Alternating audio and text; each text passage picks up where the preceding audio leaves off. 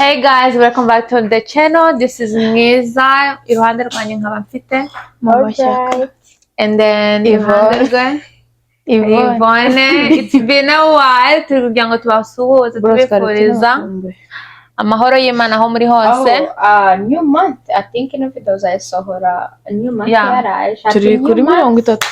New month Oh my igiye God. gutangira. Happy new month rwose uzababere ububuki. Just like any other videos we did before, no muntu twaje tubazaniye amakuru y'intuza y'ubuzi bwacu bwa mbere. Our first job. Yeah, so ngere icyo ndi gushaka kugira ngo answering how old were you, what job you did, and how wagiye ngo how you were hired, and then what was your experience being in a workplace for the first time. Ngiye akazi kanjye ka mbere nakoze nari nkikiga high school.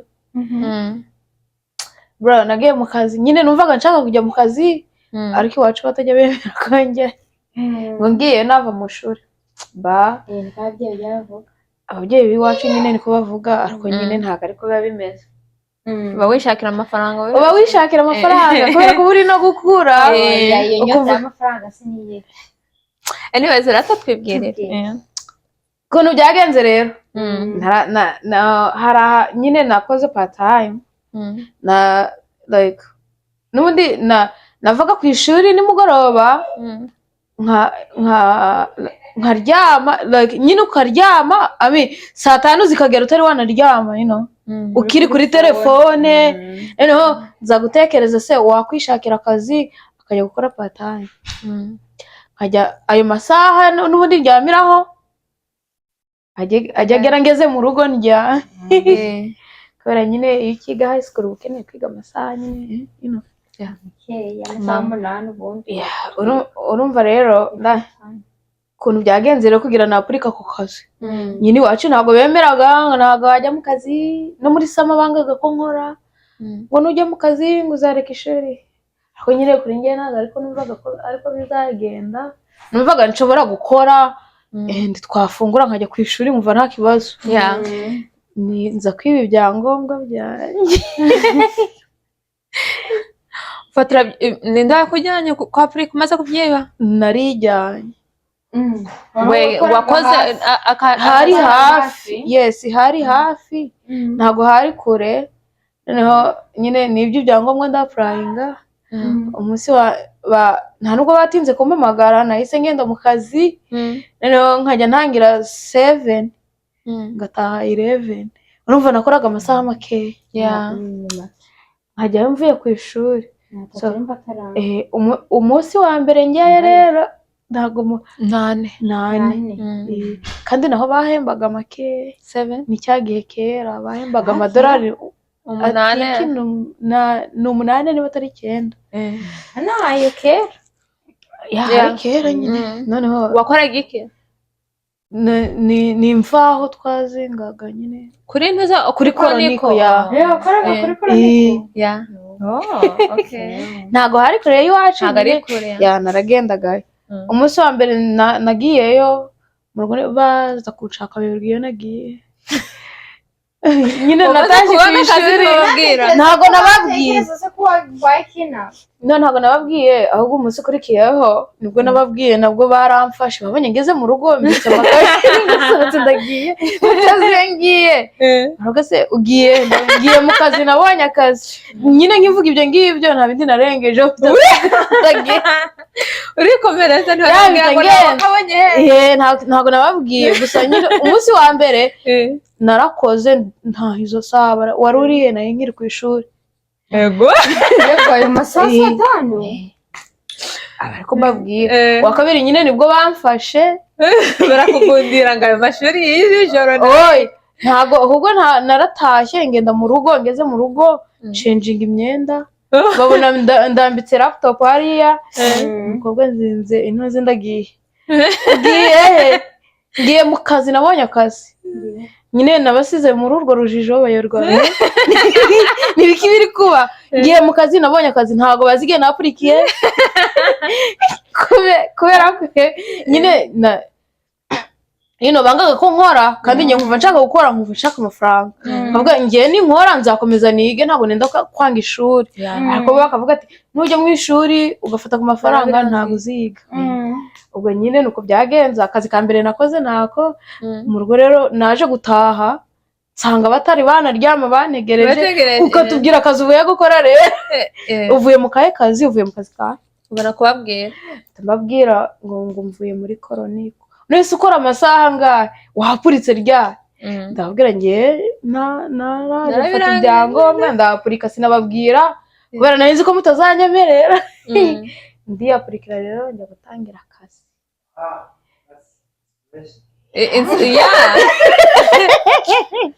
ibyo ababyeyi bakwangiye urabikora still none hamaze igihe kingana iki nkorayo oya ntabwo nasuzuguye ariko se muri icyo gihe ariko muri icyo narumviye ariko nyine nanjye irasakunda abanyabyaha irasagufata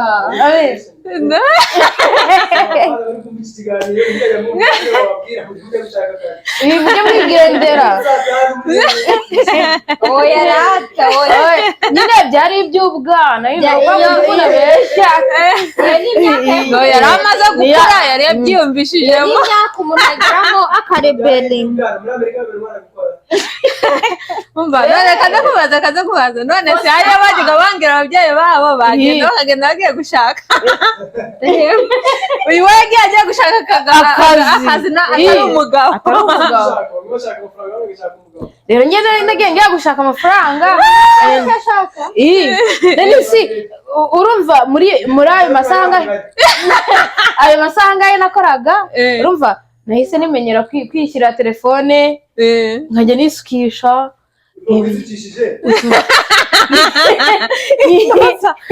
nguhe mike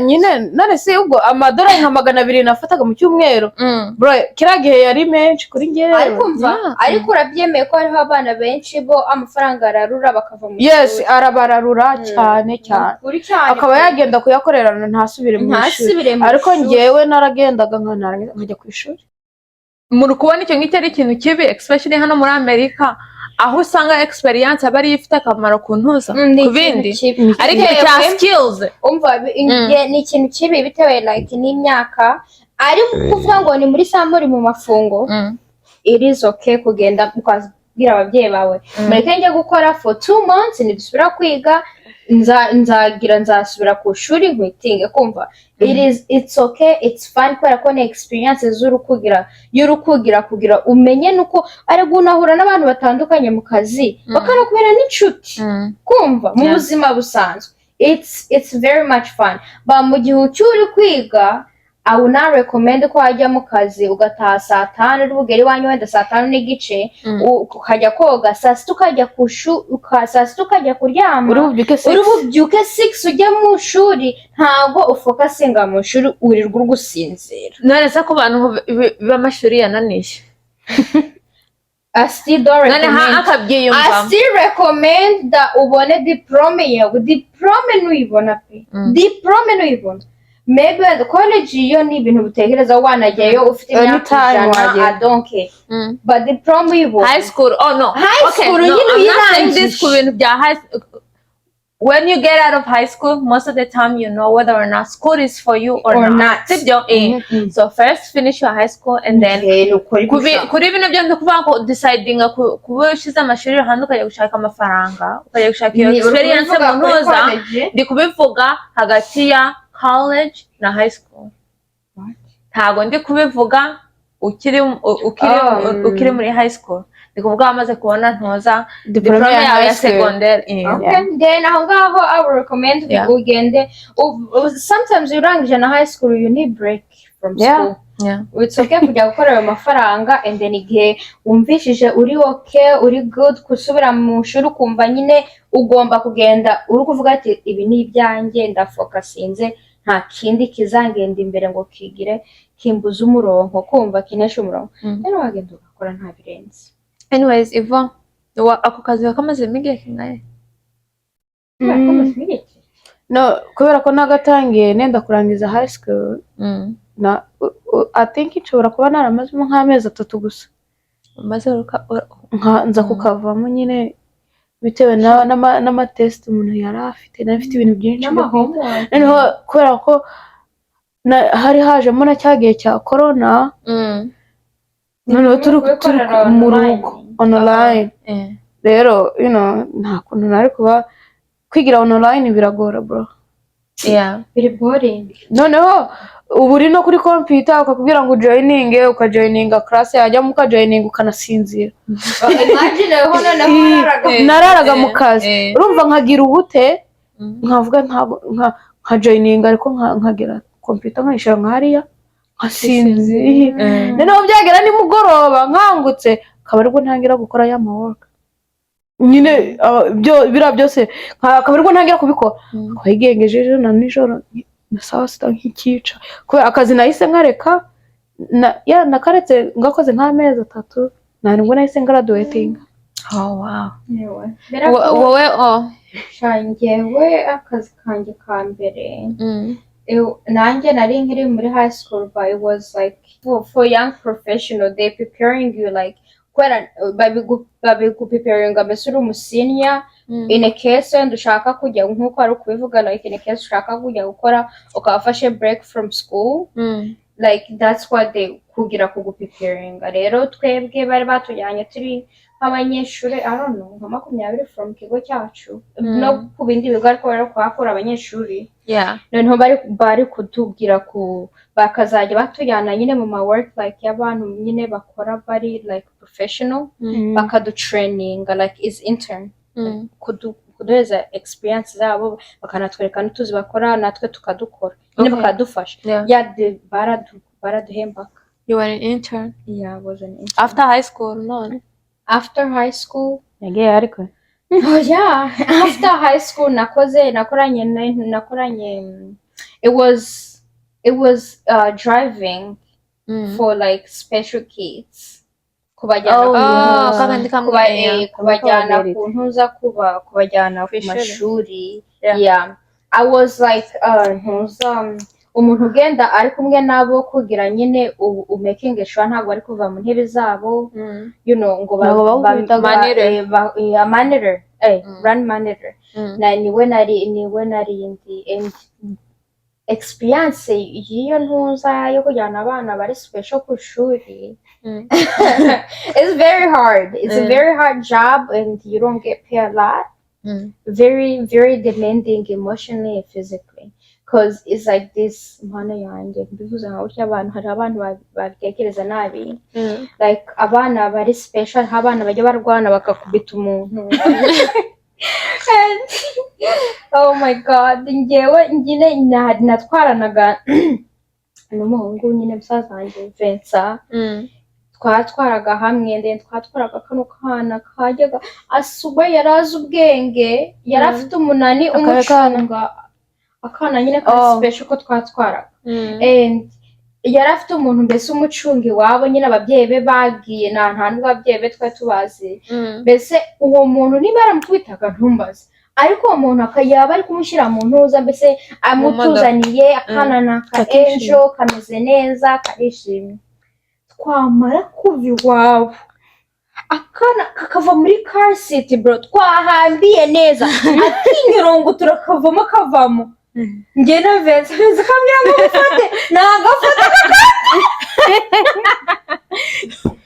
kakanduma kakajya munsi uzi intuzi umuntu drive ukora bayicaye imbere kagashaka kujya mu ntuza mu ntebe ya Vincent bro munsi y'intebe ya Vincent kinyurongo twe no shamana kakashaka gukoresha phone yanjye nakima ibintu bikaba bibi. I'm telling you twagera ku ishuri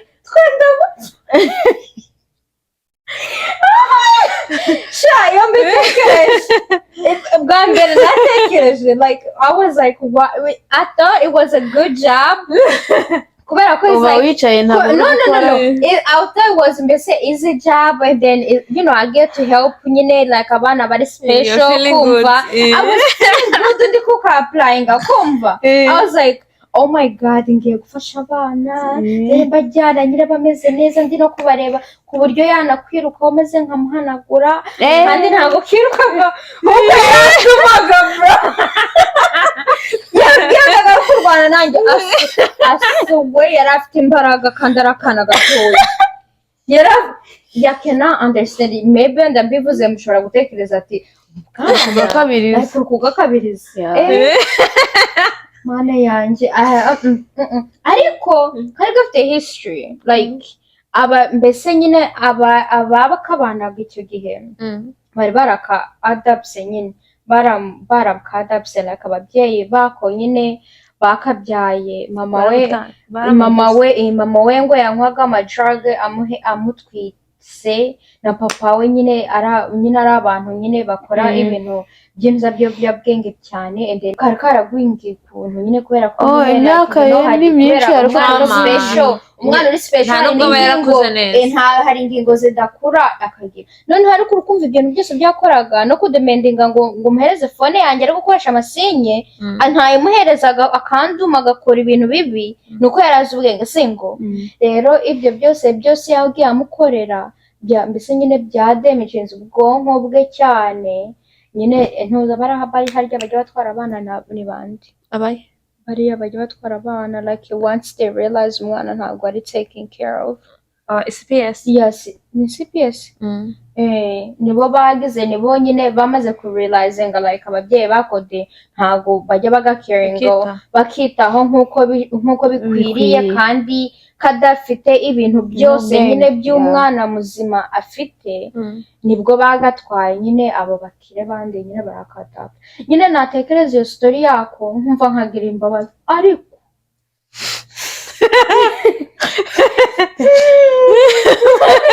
ariko byukana nako ariko wabyukana nako yarabyukaga yigajya mukazaga mu kazi natwajya kugera iwabo ugatangira kwiganyiriza penye na veza twatugaho it's time nukuri chaka it was very tough nyine nakuranye nabo like amezi makeya kubera ko it got really tough for me. I was like, this is too much and they don't pay me that much. There's no reason to stay. There's no reason to you don't like helping people that much. No, I do.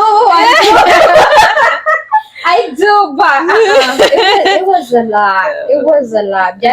Very too much, but Imana nanubu ndakibuka karagutraumatize hari n'udufoto yajyaga afata mu phone yanjye nanubu turacyarimo ntabwo nadusiga kakifotora kari kazi ubwenge kakifotora kari kazi ubwenge kakajya no kuri YouTube behind uraza kukatwereka ako kantu kagutesha ku mutwe hari ziri kure ko nashaka mpe nakana keza yewe Imana iza hamaze amezi 3 igihembwe cyangwa ukwezi shana hamaze nk'amezi I don't know nakumye na ba Fabige kirekire like nk'amezi 6 yeah it's demanding it is yeah na because how by mine wasn't that dramatic wawe sisi muzi nawe ntihari igihe wagendaga mu gitondo nkajya kumukira nimugoroba wawe yari muzima it was just like you know he was just quiet no hari igihe ajyaga atukana ajya agatukana like abantu batwara bano bana cyakoze yewe God bless them people who take care of them actually people who take care of them like people who take care of them abanani babareba nurses their parents abahitamo kubagumana God bless them. I'm not saying like ngo ntago wamugumana ngo niki I'm just ntago biba byoroshye sometimes hari abantu baba batabishoboye bakagivinga up bakavuga ati this is enough for me even if it's your child ari umwana wikuriye mu nda ukavuga ati ibi ntabwo ari ibyanjye rwose ariko twebwe mu banyafurika ntabwo tubigira so abanyafurika barabahisha abanyafurika bahisha abana babo bakabaha isolati barabahisha ntihagire n'umenya ko babagira oya ngaho mbaza mva akazi kawe ka mbere ni akahe tubwire ukuntu mbese ukuntu watangiye wari ufite imyaka ingahe you know how did you get it nari maze umwaka ndi muri college muri university and then the 19 I'm like, oh my god, I'm broke, it's time to go get money. And then I looked to my sisters kubera nibo bafite no experience nyinshi ndabanga I need to find a job, and they were like, okay, tuzajya kwa application bundi tuzaza tujyana njyana na Divine. The day we went through kwa Africa is the day I got my first bank card. Yeah, because payroll, and I went to payroll and they were like, oh, you have a bank account? I was like, no, this is my first time. And then okay, don't worry, visit the office over there, you always go sign up for a card. And then I was like, okay, cool. And then the direct deposit. Then the next time tugiyeyo tujyayo baduha akazi uzi ngo twari twagiye kwa Africa hehe muri Goodman. Aida twari twagiye kwa Africa muri Goodman. Narumvisha ngo abagore bajya bafata akazi keza akazi koroshye. Anyways, like tujya muri tujya kwa Africa muri Goodman, tugezeyo ntuza noneho bari kujya training abantandukanye na sister wanjye. She was already, you know, in her bag, she knows how to work. Yeah, yaramaze igihe akora. So noneho banjyana iruhande bagiye kujya training, abanshiraho intuza aho guhuza amasinga kubera ni company ikora intuza ikora ama AC ano yo bakoresha nka kire kintu cyubona kicaye hanze. So they assemble, we are on an assembly line. So bituruka nk'iyo ngiyo ari ibiparts bongeraho bikangeraho noneho utuntuza atari uduferebeto udusinga ndi kujya nduhuza nkatugira nka twisting. I twisted like 5 times 6 times, then njya kumva numva intoki ziri gushya ndagira bangu ntabwo nabishobora. And then noneho I'm not doing it fast enough. Nk'umukobwa wari undi ruhande wari uhamaze igihe I'm not doing it fast enough. Umuntu umusupervisor azarandeba areba mu maso n'ukuntu nyine there's nothing in there. Uza abantu mu kazi ka mbere arandeba, is this your first job?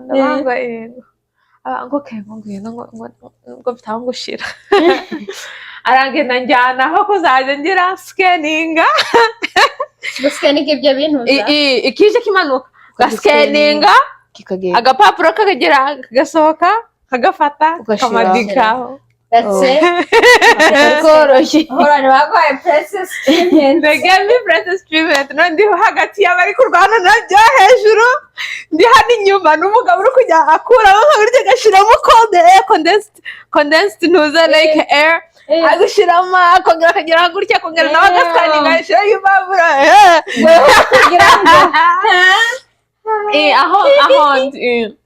but no, you can use your phone. What do you need to use your phone for? Kubera nyine amajamba aho mpagaze hari easy, sibyo? So I'm wearing those heavy ass shoes, steel toe, safety shoes, and then it's hot, ni muri warehouse, it's loud, and then I'm just standing in one place, not moving. And you hate standing in one place. Oh my god, I died. No, I think we were working like 10 hours. I think we were working like 10 hours. No, Divina kaza agashaka aho nagenda gupfa. And then nkagenda nkarya nkagera mu rugo napfuye ngakaraba nagenda I will go nkagera mu rugo I'll pass out. I worked there 2 weeks, and then uhita kwitinga. Yeah, and then vacancy tishira, and I was like, oh, thank God. Kandi waragiye ugashaka. Yeah, no, for real. No, go man, but nkagera mu rugo, passed out, wake up, nkongera ngacenginga mu byo ndi bugire and then kubera ukuntu ndembye najya ninjira mama ari kungirira imbabazi nikavuga se wakavamo noneho divine ahari we ari kudupfunyikira twembi everything she gets it ready and then tukagenda and then nkaza ndi complaining I just bring myself oh my god maze rero and then it was a reality check for me because I was like ukareba amafaranga ujya wirirwa uri gusaba aha turu ntabwo nigeze nsaba amafaranga cyane nta mafaranga rero nigeze nsaba uri se wavuga mbese ntabwo bayaguhaga ntabwo bayaguhaga barayaguhaga ariko ntabwo nagize wajyanaga nabo mu soko bakakugurira ntabwo baguhereza nabwo nagera ngataha nkagira nta mafaranga bampereza bayatoraguye nyine ibintu biri byose nibyo naganyagira but like things that I was interested in I didn't buy them because I was thinking like when I have a job that's when I can buy things freely so only things that are necessary but you saw how hard I saw how hard it was and then there was a moment of self-reflection I was like I'm not one of God's strongest soldiers I'm one of the weakest rukumva ntacyo nakwigezaho ndamuze kuvuye mu mashuri ntacyo nakwigezaho kubera akazi kari kananiye kandi kari easy yeah it was nice I was like no hano ntago natekereza kuhamara like 30 years and hariho abantu ujya usanga mu kazi bamazemo like 30 years I'm like, how did you do? But it was also a wake up call. If I need to earn money, I need to first build my physical strength up. Build myself a little bit. Because when you're weak in a job, you suffer more. You have to be physically healthy. Kugira ngo ugire icyo ugeraho. And then I was like, shaba kujyaneyo ubu ngubu ubuse ubuyaga buno nta kazi kapfukunanira kubera distari ukuntu ariko icyo gihe wabaga wanagira nka gutya nkabamba bose warabyibushye umva ngaramusenya nyine that's why nanjye akazi kanjye nyine niyo mpamvu nabivugaga ngo tworoshye ngo nshaka tworoshye ngumi you know yeah continue no I mean karangi after 2 weeks bampembye amadolari 700 yeah too much money yeah that was yeah. I think like 2017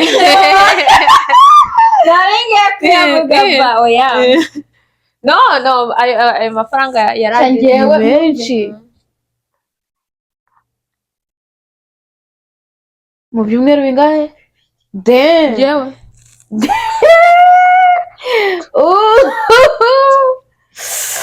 and then mbereho nahembwa like gutya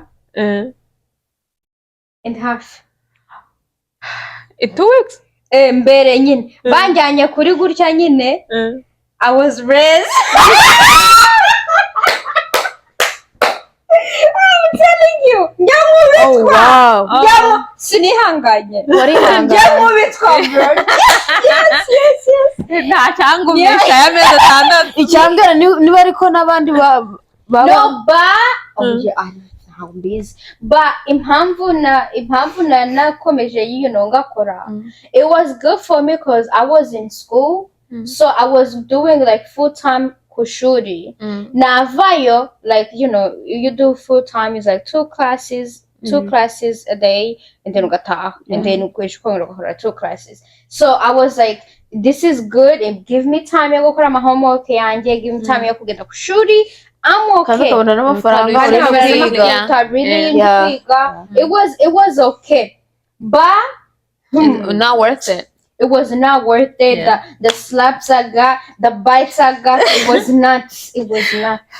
No, I think I've had a couple of jobs and then after each job umuntu agenda avuga ati kino kintu ni ikintu ntazakora, Yeah, kino kintu ni ikintu ntazatoleretinga, nta muntu uzigera wongera kumvugisha nka gutya, ntago nzongera kwitwara nka gutya mu kazi. So ni ibintu byo ugenda wiga gake gake. Ni ishuri ubundi, ni ishuri ry'ubuzima. Akazi ni keza, wigiramo ibintu byinshi cyane, uhuramo n'abantu batandukanye. I encourage abantu kuzajya bashaka utuzi dutandukanye. I'm not saying like ngo uzajye ugenda ngo ugende ukora akazi ukwezi kumwe ugenda kandi genda maybe 2 to 3 years uvemo ushaka kandi urebe neko better yourself, urebe ko hari ahandi wakora nkuko twavuga, ariko nitwagera hariya tukavuga natwe aho twakoraga mbere baduhembaga makeya tujya, ariko nidusanga nyine udufaranga tujya n'ahandi dusanga aho ari momo Always M to update uzamuka ubuze wasubira ahandi ntacyo bitwaye, ariko handi mugihe uhari ukaba uri gushaka ibirenzeho ibiri gutuma usmilinga. I feel like mu gihe cyose buri muntu wese ajya mu kazi sibyo afite gahunda, ariko uvuga ati kano kazi nzakamaramo kino gihe, kano kazi ni iki ngiki cyo ngashakamo sibyo. Noneho mu gihe uri kumva icyo washakagamo wakibonye cyangwa utarakibonye, cyangwa ukabona hari indi opportunity better hirya, ntiwuzagire ngo hagire ikikubuza kugira kupursuing aho handi. Weho find the requirements, ubyuzuze, urangiza ushaka ko kazi uzakabona kubera uri umuntu usanzwe ukora. Turi mu gihugu cyiza cyane haba utuzi twinshi. All you need is resources, nibyo bakeneye. Bakunda like ama certificate cyane, different stuff, different skills. Kumva utabonye nyine bitari nizi, ntabwo biri nizi gushaka degree although it require, kumva ariko ifite ama certificate, kumva biragufasha cyane. Ikintu cy'ushaka cyose yaba ari degree byikeneye kugira ngo ufite uzayishaka, uzihereza igihe uyishake kubera ari ikintu cy'ushaka. Numara kuyigeraho uzabona icyo kintu. Hari n'igihe uba uri muri process yo gushaka ikintu kimwe, wageramo ukaba wanahindura na mind yawe, ariko wowe ugakomereza aho ushaka ibyo bindi byatumye mind yawe ihinduka. Njyewe kuri njyewe nangirije aha. What do you guys think? Anything you wanna add? Natwe turarangije, twasozereje aha. Natwe turasoje. Nyine ibintu byose ni ukwiga, and n'ibi byose byo tuvuze ntiwaburamo kamwe utoragura. Nk'abantu bajya banga akazi ngo hano ngo bampemba make, ugasanga aricaye ukwezi kwa mbere, ukwa kabiri, ukwa gatatu, ukwa kane kurashize, arakicaye ari gushakisha kandi kazi, kandi kakandi ka make ari kwanga kugafata. Buryo bavuga ngo akazi ka makeya kaguhisha akandi keza. So ugiye ukaba uri gukorera ayo makeya ukayakorera uri no gushaka kandi ntacyo biba bitwaye kugira ngo wicare gusa. Turi mu gihugu gifite n'ubundi niba ugiye guhindura akazi gahindura ufite n'akandi uri gukora n'akandi ushizemo ntuza muri ntuza. Ikindi kintu nshaka kongeraho mbere yuko tugenda, please, niba wumva umubiri wawe urushye, fata break na ya vacations days zifite unpaid intuza zawe zifite, hari utuzi tutabigira ushaka akayafite ntibagakora ngo bananize umubiri wawe, paid leave, agafite pay time off and unpaid time off, kugira igihe uzajya wumva urwariye ukagira. Thank you so much for watching. Make sure to subscribe. Make sure to subscribe, comment, and everything in between. Bye. Hey guys, how you guys doing?